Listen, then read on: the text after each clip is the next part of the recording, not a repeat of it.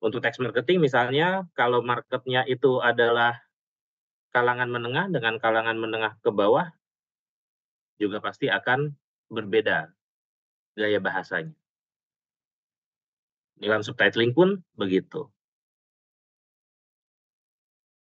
Kita bisa lihat sebentar di sini ada mark speech and language variation. Ya, nanti dijelaskan apa sih mark speech atau ujaran yang termarkah atau yang gaya apa ya, ciri khas ya, ciri khas ketika orang berbicara gitu.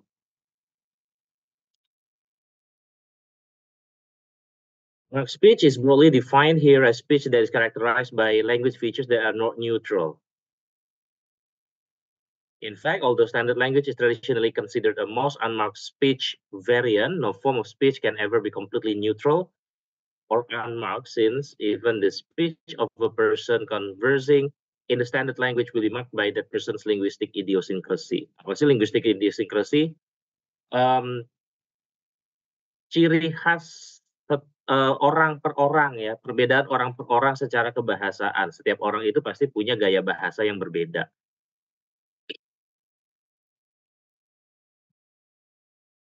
Nanti ada yang namanya intra-speaker variation, variation in the speech of individual speaker, individual style yang tadi saya bilang, gaya bahasa orang itu pasti beda-beda.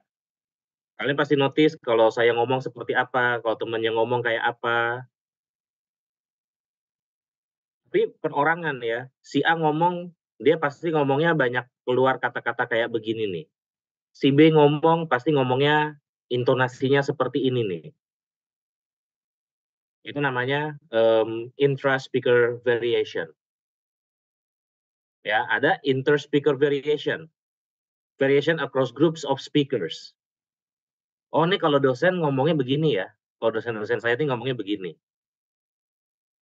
Akan kelihatan ya ketika ada misalnya apa generation gap antara generasi kalian dengan generasi dosen-dosen kalian, ya pasti akan kelihatan ada inter-speaker variation-nya.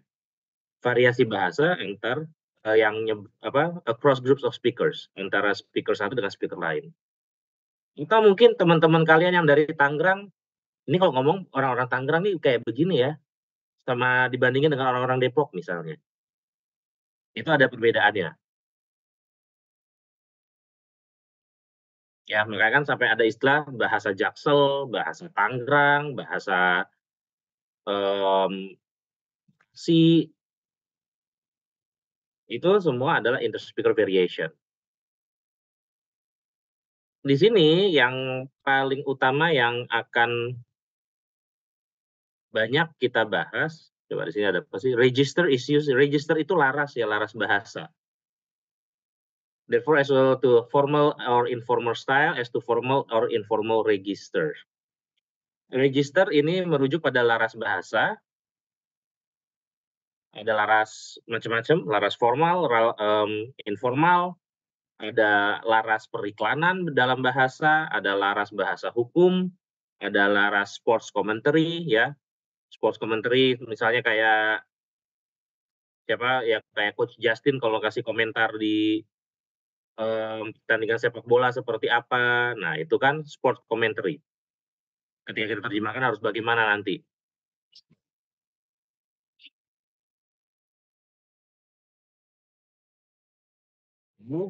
Lalu di sini ada dialect, sociolect, sama slang. Bedanya apa?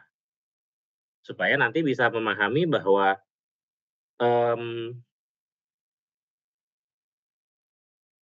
seperti gue, lo, ya, enggak, dan lain-lain, itu masuknya nanti ke sociolect. Tapi ada slang, slang itu dia lebih sub-nya lagi, subculture-nya lagi.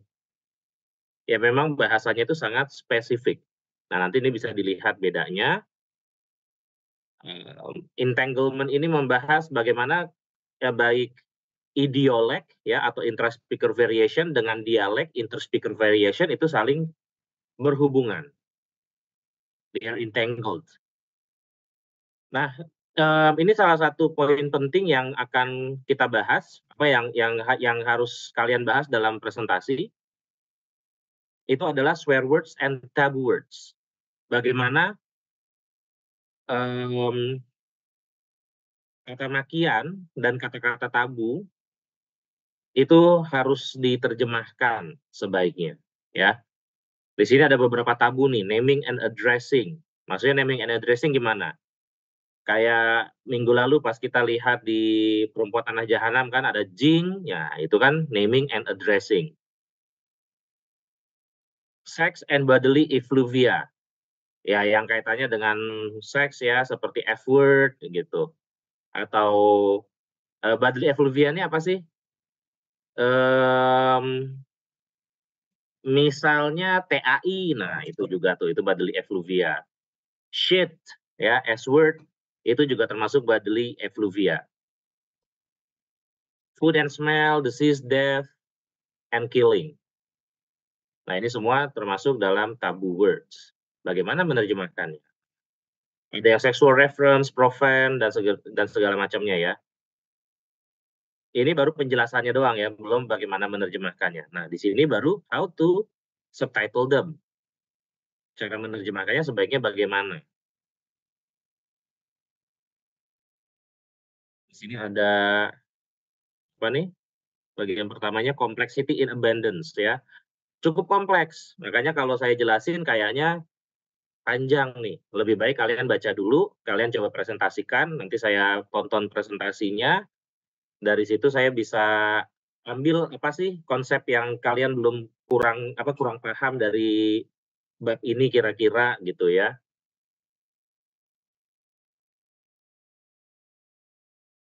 Presentasinya pakai bahasa Indonesia aja nggak apa-apa ya, nggak harus pakai bahasa Inggris, karena untuk saya sih presentasinya ini bukan untuk is not to improve your English, bukan untuk meningkatkan bahasa Inggris kalian, tapi presentasinya lebih ke saya pengen lihat pemahaman kalian terhadap bab ini setelah baca dan didiskusikan dalam kelompok itu sampai sejauh mana. Ya, jadi, akan lebih efektif sehingga saya nanti bisa notice, bisa langsung sadar, "Oh nih ternyata yang kurang, yang bisa saya sampaikan lebih dalam di sesi berikutnya itu tentang apa," ya. Ya ada contoh-contoh juga. Terus di sini juga ada bagaimana menerjemahkan literary style. Kalau tadi kan yang kata-kata kasar masuk ke sini ya, intra and interspeaker variation. Gaya bahasa yang sastrawi, itu harus seperti apa menerjemahkannya,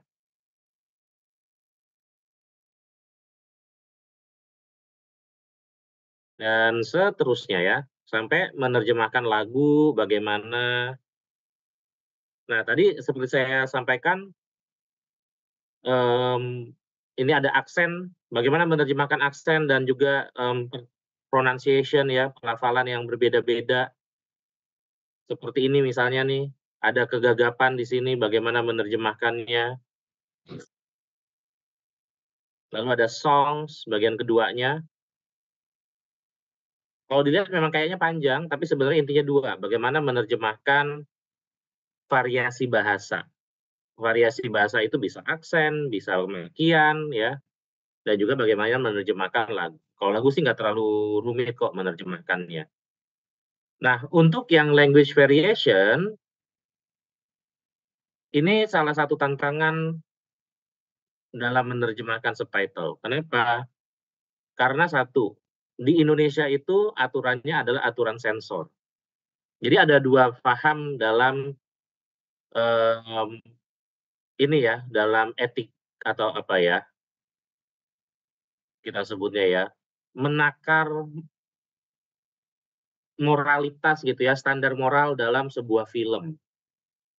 Ada yang menggunakan pendekatan sensor, seperti kebanyakan negara-negara Asia, termasuk Indonesia, Afrika nggak terlalu sensor kalau Afrika. Ada yang pakai metodenya klasifikasi.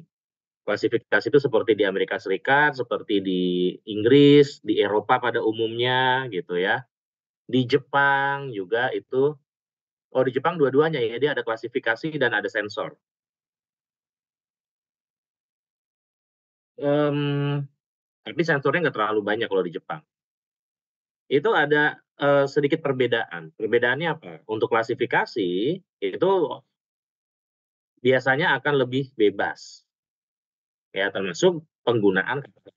SAR bisa lebih bebas, karena dia hanya melihat klasifikasi. Ketika kita terjemahkan dari bahasa Inggris yang tadi pakai klasifikasi, film yang R-rated ya, R-rated seperti Deadpool itu kan banyak kata makiannya ya, banyak kata makiannya, banyak, atau misalnya Fifty Shades of Grey. Nah, itu kan jelas tuh banyak sexual reference-nya, yang kita mungkin nggak pernah dengar sebelumnya. Ketika diterjemahkan ke Indonesia, itu kan menjadi masalah. Kenapa jadi masalah? Ya karena tentu saja dengan adat timurnya kita, standar sopan santun ketimuran kita, hal-hal seperti itu bukanlah hal-hal yang bebas untuk dibicarakan. Hal-hal seperti itu adalah tabu atau terlarang. Makanya kita pakai aturannya sensor. Bagaimana menerapkan sensor? Terkadang yang jadi dilema atau menjadi kontroversi adalah dengan kita melakukan sensor, nuance dari filmnya bisa hilang, ya. Karena akan ada banyak yang lost in translation. Terus bagaimana menengahi itu? Nah, itu coba nanti dicari tahu, best practice-nya bagaimana. Makanya di sini saya minta coba pertimbangkan aturan sensor di Indonesia bandingkan dengan aturan klasifikasi film yang ada di Amerika Serikat. Bedanya di mana sih antara sensor dengan klasifikasi film ini?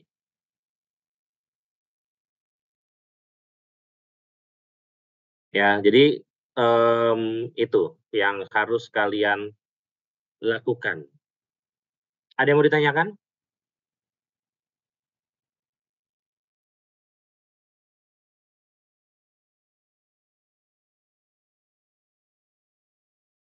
Ya. Jadi tugasnya per kelompok, kelompoknya kelompok yang biasa dibuat ya, ada 6 kelompok berarti. Silahkan untuk hari ini tugas kalian hanya itu, baca, diskusi di dalam kelompok, kalian bisa bikin link Google Meet masing-masing ya, untuk setiap kelompok diskusikan di sana, lalu bikin slides-nya, terserah mau pakai PowerPoint, mau pakai Canva, mau pakai apapun, lalu rekam presentasinya. Deadline-nya kapan? Kalau hari ini gimana? Susah ya? Deadline-nya kapan ayo? Weekend ya? Minggu depan, Pak. Pas pelajaran Bapak aja. Terus saya kapan nontonnya? Terus kita nonton bareng-bareng nanti di kelas. Hari Minggu, Pak. Senin gitu, Pak. Minggu aja ya? Hari Minggu ya? Weekend ya? Senin, Pak. Senin. Ya udah. Cuma presentasi loh. Ya udah, Senin. Ya paling telat Senin untuk presentasinya. Ya, itu udah di-upload ya, udah di-upload. Jadi saya punya waktu lah 1 hari untuk, lihat-lihat video presentasi kalian. Oke, jadi deadline-nya Senin untuk presentasi. Oke, ada yang mau ditanyakan lagi? Apa maaf kalau misalkan untuk ngisi presentasinya itu harus ada muka kitanya atau emang cuman voice over aja kayak suara aja gitu? Enggak lah, ada muka. Bosen kalau cuma denger voice over gitu, ya. Ada mukanya lah. Jadi saya juga tahu nih, ini suara siapa sih yang ngomong gitu. Oke, Pak, terima kasih. Ya. Ada lagi? Saya izin bertanya, Mhm. nanti kok presentasinya itu emang ya harus ada mukanya, tapi itu harus secara face to face gitu sama sekelompok, kayak secara langsung gitu, atau emang boleh dari Zoom gitu, Ustaz? Kayak kita Boleh, presentasi. rekaman Zoom, rekaman Google Meet, boleh kok. Oh gitu. Nggak Ya, terima harus kasih, langsung. Ustaz. Soalnya kalau langsung juga, suaranya nanti nggak masuk, ya. Suaranya tuh kecil. Kecuali kalian punya, mikrofon gitu ya, yang bisa dipakai, ya boleh-boleh aja. Intinya sih saya tidak membatasi, boleh kalau mau pakai Zoom atau Google Meet, boleh juga kalau misalnya presentasinya mau live direkam di kelas gitu, silahkan aja.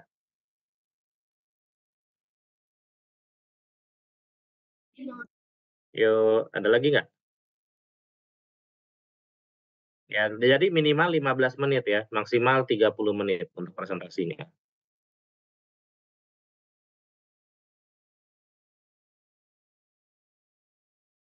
Pastikan, jelas tayangannya dan juga suaranya jelas. Dan jangan terlalu baca juga ya, baca dikit-dikit okelah nggak. Ya, kalau tidak ada, jangan lupa absen ya, jangan lupa isi kehadiran, dan silakan didiskusikan dengan kelompok mau kerjanya seperti apa, ketemuannya bagaimana, dan seterusnya lah. Apa langsung di Canva, yang penting apa, yang penting setiap orang baca dulu, supaya bisa diskusi. Jangan dibagi-bagi ya, semua baca dulu, supaya punya pemahaman yang bisa didiskusikan. Nah, dari situ nanti bisa didapat lah. Kalian bisa cari sumber-sumber lain juga ya, nggak harus cuma dari PDF, karena ya kadang-kadang kan dari buku itu bahasanya terlalu membingungkan, ya kalian boleh kasih tambahan-tambahan dari luar buku juga. Baik, Ya. Pak. Terima kasih. Oke deh. Udah, kalau gitu Zoom-nya sampai sini saja. Selamat mengerjakan tugasnya. Assalamualaikum warahmatullahi wabarakatuh. Waalaikumsalam warahmatullahi wabarakatuh. Waalaikumsalam warahmatullahi wabarakatuh. Makasih, Pak. Terima kasih, Pak.